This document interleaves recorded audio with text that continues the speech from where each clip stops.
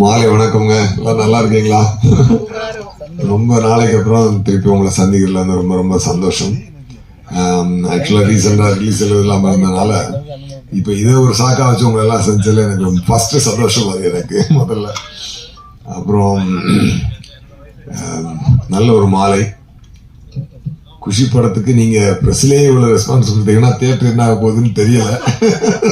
அதுவும் இன்னைக்கு இளைய தளபதியை திருப்பிட்டு பார்க்கறதுக்கு எனக்கு ரொம்ப சந்தோஷமா இருக்குது. ரொம்ப ஏன்னா we are missing that space. இல்லை ரொம்ப ரொம்ப க்யூட்டாக ரொம்ப அழகான ஒரு பர்ஃபார்மன்ஸ். ஜோதிகா மேடம் அவங்களுமே சூப்பராக ஆக்ட் பண்ணியிருக்காங்க. எல்லாத்தையும் திருப்பி நினச்சி பார்க்கும்போது ஆக்சுவலாக என்னென்னா ஒரு இந்த படத்தினுடைய கதையை நான் சொல்லும்பொழுது நான் ஒரு 2.5 மணி நேரம் சொல்லுவேன். நான் ரத்ன சார் நான் தான் போனோம் விஜய் சாரை பார்க்கறதுக்கு. அப்போ நம்ம படம் சொல்லும்பொழுதே நம்ம மைண்டில் படத்தை பார்த்துறோம். அதுக்கப்புறம் பார்த்தீங்கன்னா சீனை ஒன்றுன்னா ஷூட் பண்ணும்பொழுது நம்ம ஷூட் பண்ணி ஒரு சீனை வந்து நாங்கள் வந்து 1 lakh டைம் பார்ப்போம். ஏன்னா எடிட்டிங்கில் அது டிஸ்கஷனில் மியூசிக் டைரக்டருக்கு கதை சொல்லும் பொழுது, அசிஸ்டன்ட் டைரக்டருக்கு கதை சொல்லும் பொழுது, டேரக்டர் அந்த சினிமோட்டோகிராஃபருக்கு கதை சொல்லும் பொழுது, ஃபைட் மாஸ்டருக்கு கதை சொல்லும் பொழுது, எடுத்த சீனை எடிட் பண்ணும்பொழுது, விஜயன் சாரோட உட்காந்து ரஷ் பார்க்கும்போது ஒவ்வொரு டைம் பார்த்தீங்கன்னா கிட்டத்தட்ட ஒவ்வொரு சீனையும் நாங்கள் வந்து மிக்சிங் எல்லாத்தையும் அந்த ஃபைனல் ட்ரிமிங் மிக்சிங் இது வரைக்கும் பார்த்தீங்கன்னா கிட்டத்தட்ட 1 lakh டைம் வந்து ஒரு சீனை நாங்கள் கோத்ரூ பண்ணுறோம் அந்த மைண்டில். ஸோ அப்போ பார்த்து இருக்கும்பொழுது படம் ரிலீஸ் ஆகுறதுக்குள்ளே வந்து பார்த்தீங்கன்னா அந்த டைரக்டருக்கு இந்த படம் வந்து என்னது நல்லா இருக்கா நல்லா இல்லையா அதுவே மறந்துடும். அந்த அளவுக்கு நாங்கள் நம்மாயிடுவோம். ஏன்னா ஒரு 100 தடவை பார்த்த ஒரு சீனால நம்மாயிடுவோம். அதனால் அதுக்கப்புறம் தேட்டரில் ஆடியன்ஸோடு போய் ஆடியன்ஸை ரசிக்கிறதும் கைத்தட்டுறதையும் பார்த்து பரவாயில்ல நம்ம நினச்சது கரெக்டாக இருக்குது அப்படின்னு தான் பார்க்க முடிஞ்ச வழியிற ஒரு ஆடியன்ஸாக நான் ஒரு மேக்கர் வந்து அந்த படத்தை என்ஜாய் பண்ணவே முடியாது ஒரு ஆடியன்ஸ். ஏன்னா ஆடியன்ஸ் வந்து ஃப்ரெஷ் மைண்டில் வருவாங்க, அவங்களுக்கு எதுவுமே தெரியாது. ஒரு ஆடியன்ஸாக ஃபஸ்ட்டு என்ஜாய் பண்ணுவாங்க. ஃபர்ஸ்ட் டைம் நான் ஆடியன்ஸாக அந்த சாங்கை பார்த்தேன் இந்த படத்தை ரியலாக நான் என்ஜாய் பண்ணேன் உண்மையாக. சா அப்போ ஆடியன்ஸ் எவ்வளோ என்ஜாய் பண்ணியிருப்பாங்கல்ல அப்படின்றது எனக்கு இன்னைக்கு ஃபீல் ஆச்சு உண்மையாகவே. ஏன்னா 20 years ஆச்சு இல்லையா? ஸோ அவ்வளோ கேப் விட்டு இந்த படத்தை பார்க்கும்பொழுது அவ்வளோ ஒரு பரவசம் ஒன்று உண்டாகுது மனசுக்கு. அப்போ தான் நான் நினச்சேன், இப்போ இந்த மைண்டில் இன்றைக்கி நான் வந்து ஒரு டேக்காக எடுத்துக்கிறேன்னா கில்லரில் இதுலேருந்து கொஞ்சம் கூட குறையாமல் என்டர்டெயின்மெண்ட் குறையாமல் இதே எனர்ஜியோட இதே இருக்கணும், அதை மிஸ் பண்ணிடவே கூடாதுன்னு ஒரு ரிஃப்ரெஷிங் மொமெண்ட்டாக இருந்துச்சு இன்னைக்கு இந்த ஷோ. மேபி இந்த ரிலீஸே வந்து எனக்கு ஒரு ரிஃப்ரெஷிங் மொமெண்ட்டாக இருக்க போகுது கண்டிப்பாக. அதுவும் இல்லாமல் கட்டிப்புடுறா சாங்கிறீங்க இங்கேயே 3 தடவை ஒன்ஸ் ஒரு கேட்குறீங்க. ஐயோ என்ன ஒரு அதில் என்னன்னா ஒரு கிளாமர் சாங் தான். ஆனால் அதில் ஏன் அவ்வளோ ஒரு ஈர்ப்பு இருக்குன்னு சொல்லி பார்த்தீங்கன்னா நாட் ஓன்லி அந்த சாங்கில் வந்து அந்த மெலடி வந்து ஒரு ஸ்வீட்டான மெலடிங்க. அது ஒரு பழைய பாட்டு உண்டு, செந்தமிழ் தேன்மொழியாள் நிலாவென சிரிக்கும் மலர் கொடியாள் நிலாவென சிரிக்கும் மலர் கொடியாள். அந்த பாட்டு தான் தேவா சார்ட்ட சொல்லி இது இப்படி மாத்தலாம் சார்னு சொல்லி செந்தமிழ் தேன்மொழியாள் கட்டிப்பொடி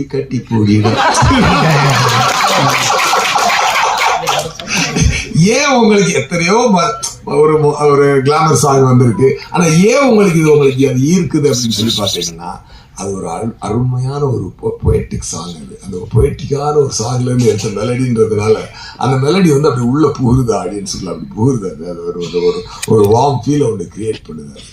அது வைரமுத்து சாரோட லிரிக் ஆகட்டும், மும்தாஜினுடைய இதாகட்டும், அந்த டான்ஸ் மாஸ்டர் தாரா மாஸ்டர் அவங்களோடதாகட்டும், இளைய தளபதி அதில் அப்படி உள்ள பூந்தவர் அவர் பண்ண ஒரு எனர்ஜி ஆகட்டும், எல்லாமே சூப்பர். அது வந்து ரொம்ப ஹாப்பியாக இருக்குது. நாட் ஓன்லி தட் சாங், மொட்டு ஒன்று மலர்கிறது லிரிக்கு டியூன் போட்டார் தேவா சார். இந்த லிரிக்கு சார் இந்த வழக்கமாக டியூன் போட போவாங்க, போனோடனே தேவா சார் வந்து சார் என்ன பண்ணலாம் இன்னைக்கு அப்படின்னு சொல்லி கேட்பாரு. இந்த இடம் வந்து நம்ம வந்து ஒரு லிரிக்கை கொடுக்குறேன், நீங்கள் டியூனுக்கு லிரிக் இல்லை சார், இந்த இடம் லிரிக்கை தரோம், நீங்கள் அதுக்கு டியூன் போடணும் சார் அப்படின்னு சொல்லி சொன்னேன். என்ன லிரிக் சார்னா வைரமுத்து சார் ஒரு லிரிக் வச்சிருந்தார்.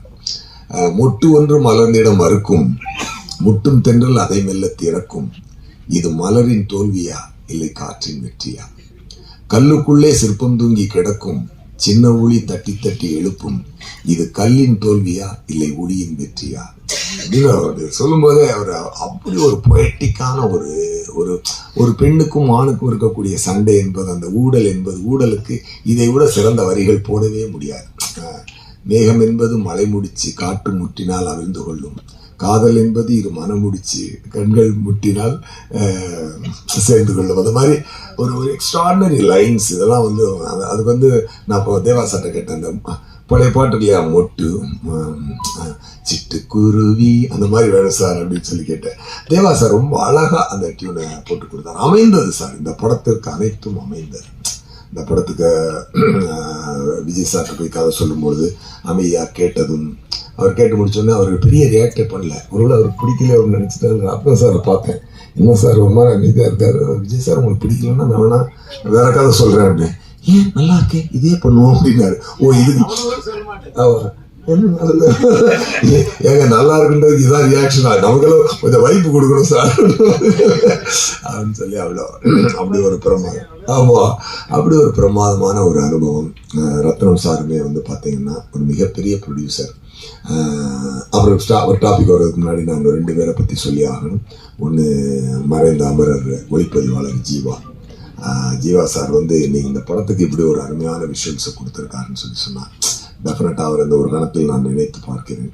அதுக்கப்புறம் அந்த படத்தில் வந்து நல்ல ஒரு வைபு கொடுத்த விவேக் சார், அவர் இந்த படத்துக்கு பண்ண ஒரு கான்ட்ரிபியூஷன் எல்லாமே வந்து மக்களுக்கு அவர் ஈஸியாக அதை பண்ணி உள்ளுக்குள்ளே நல்லா அவங்கள சீன் கதையாக போகும்போது நடுவில் அவர் மாதிரியான சீன் வந்து கொடுக்குற ரிலீஃப் வந்து அடுத்து அந்த கதையை ஃபாலோ பண்ணுறதுக்கு அது கொடுத்த ஒரு எனர்ஜி என்பது மிகச்சிறந்த ஒரு எனர்ஜி.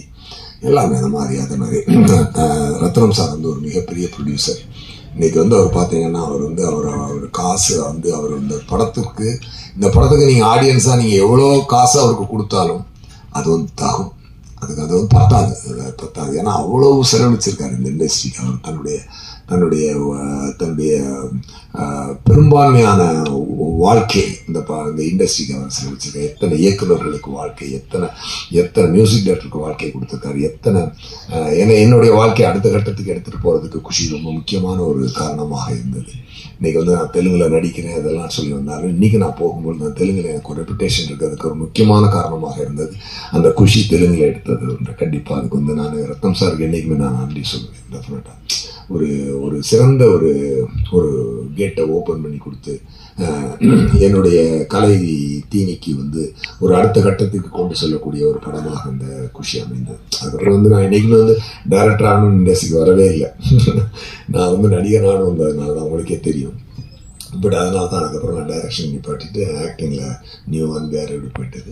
பட் இப்போ நான் திரும்பி பார்க்கும்பொழுது இதில் இவ்வளவே அதான் சொன்னேன், ஆடியன்ஸாக நான் இன்னைக்கு ஆடியன்ஸாக இந்த சின்ன ட்ரெய்லரையும் இந்த 2 சாங்கையுமே ரசித்தேன்.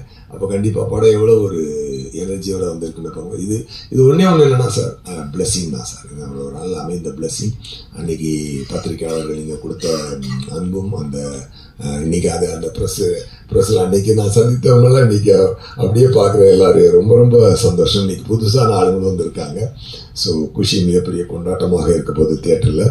இல்லாமல் இன்றைக்கி ஆண்ட்ரூ சாரே கூட வந்தார், என்னை பார்க்க ஆஃபீஸுக்கு வந்தவுடனே அப்புறம் ஆண்ட்ரூ சார் வந்து அதில் வந்து இப்போது என்னை வச்சு வதந்தினே ஒரு வெப்சீரிஸ் பண்ணார். அது நல்லா ரீச் ஆச்சு ப்ரைமில். அதுக்கப்புறம் கொலைகாரன் டைரக்டர் என்னுடைய அசிஸ்டண்ட் அவர். ஸோ வாலியிலேருந்து என்னோட அசிஸ்டண்ட்டாக ஒர்க் பண்ணார். சரி வந்தார், சார் வாங்க சார் குஷி இதுதான் ஈவெண்ட் தான் போகலாம் அப்படின்னு சொல்லிட்டு. ஏன்னா எனக்கு தெரிஞ்சு ரீரிலீஸுக்கு தான் ஃபஸ்ட்டு ப்ரெஸ் மீட்னு நினைக்கிறேன். இல்லை ஃபஸ்ட்டு ப்ரெஸ் மீட்டு அதுவே ஒரு நல்ல ஒரு அருமையான ஒரு ஹிஸ்டாரிக்கல் மூமெண்ட்டு தான் இது. டெஃபினட்டாக ஒரு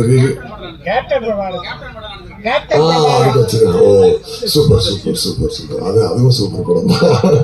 அது சந்தோஷம். எனவே சக்தி சார் வந்து சக்தி ஃபிலிம் ஃபேக்ட்ரி அதில் ரிலீஸ் பண்ணுறாரு. அவருடைய இதில் உங்களுக்கு வாழ்த்துக்கள் சார்.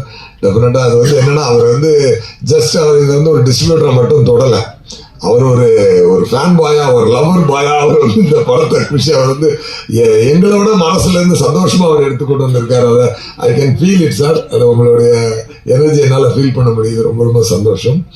அப்புறம் நம்ம குஷி படத்துடைய ஃபைனான்சியர் ரமேஷ் சாருடைய ஃப்ரெண்டு நம்ம முருகன் சார், அவரும் இங்கே வந்திருக்காரு.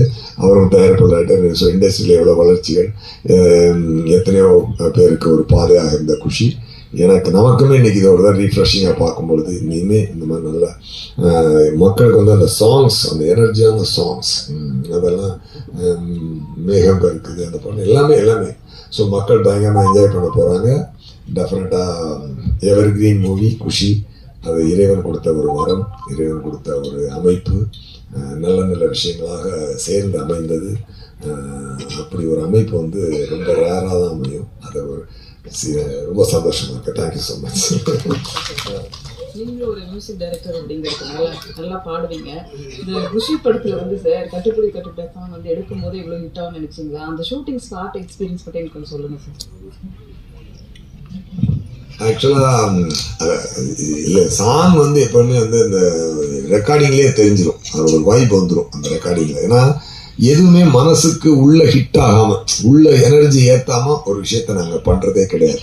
ஸோ அதான் சொல்கிறேனே, அந்த கிரியேட்டிங் ஏரியாவில் தான் நாங்கள் என்ஜாய் பண்ணுறது.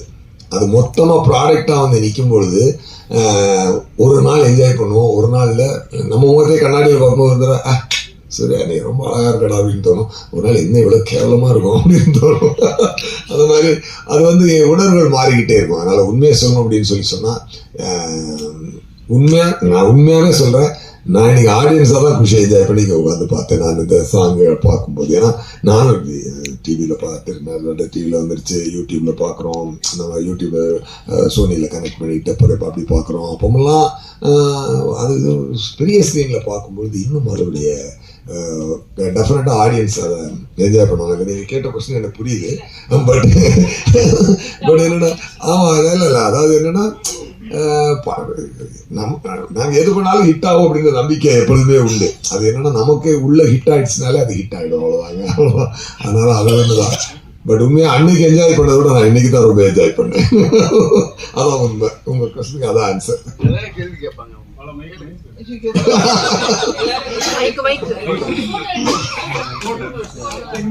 ஆ 20 வருஷத்துக்கு அப்புறமும் ஒரு டைரக்டரோட क्वेश्चंस எல்லாம் கேட்கலாம்.